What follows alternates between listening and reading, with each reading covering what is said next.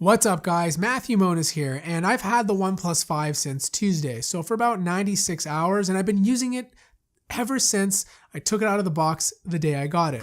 I want to talk to you about some of the things that I like about it so far and some of the things that I don't like about it so far. So think of this as a mini review before my big grand review that I release sometime in the near future.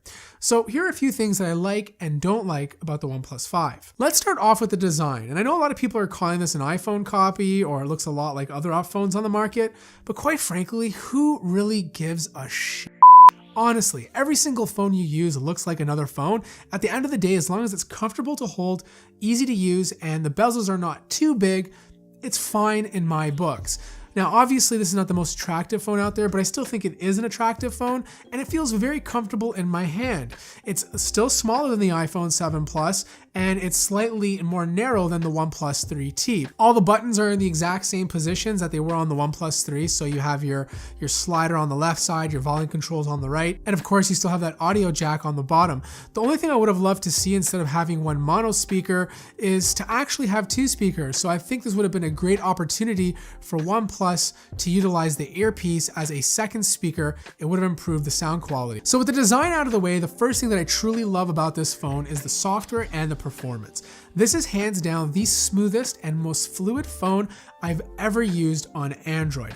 It's probably even faster, or if not as fast, as Google's Pixel. It's using the Snapdragon 835, so the same processor that's inside the Galaxy S8, and not once has it slowed down or caused any issues. I'm not sure if it's just OnePlus's optimizations or the fact that they're using a very stock Android skin, or if it's the fact that there's 8 gigabytes of RAM inside this phone, or 6 gigabytes if you buy the cheaper model, but 6 or 8 is overkill. The third thing I want to talk about is the display. I'm not in love with it, but I don't hate it either. This is the third year or third device in a row that they've used the same display technology. So it's still AMOLED, it's still 1080p, it's still Full HD. I don't care if they go up to QHD, 1080p is fine, but I'm just not a fan of the 1080p display they're using. You see, they're using an AMOLED panel with a pentile matrix. And the problem with pentile displays, especially when you're at lower resolutions on a bigger screen, is that your eye is able to see those pixels a lot easier than, let's say, with a AMOLED panel with a diamond matrix. So OnePlus could have solved this in two ways. They could have went with an LCD panel and stuck with 1080p, or they could have bumped up the resolution to QHD so that your eyes couldn't tell the difference. Now, for most people, the display is absolutely fine, but I'm really picky when it comes to displays, and I thought this would be a great opportunity for OnePlus to improve their display technology. Now let's talk about the camera. This is probably my biggest complaint about this phone. Not because it's a bad camera, it's not. It's good, especially for the price point. It's just not as good as OnePlus made it out to be.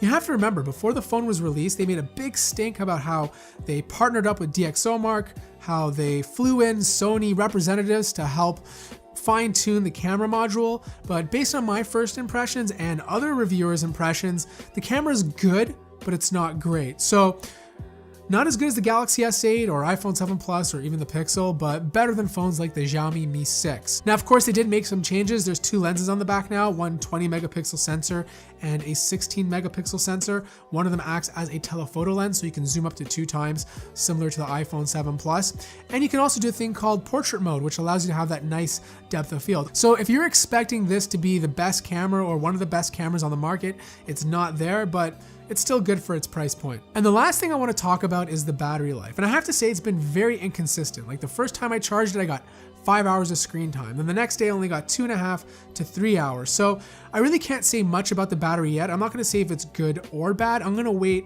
a couple more weeks until I do my full review before I really comment on it. But I do wanna say this, dash charging is fantastic. Out of all the quick charging technologies, it's one of the faster ones on the market, and I love the fact that it keeps the phone cool while it actually charges. The only downfalls of this phone is that it doesn't have wireless charging, and if you want to use dash charging, you have to carry around the cord and the brick that comes with the OnePlus 5. Alright, so here are my closing thoughts on the OnePlus 5 so far. Remember, I am going to do a full proper review very shortly, but so far I am super impressed with the performance.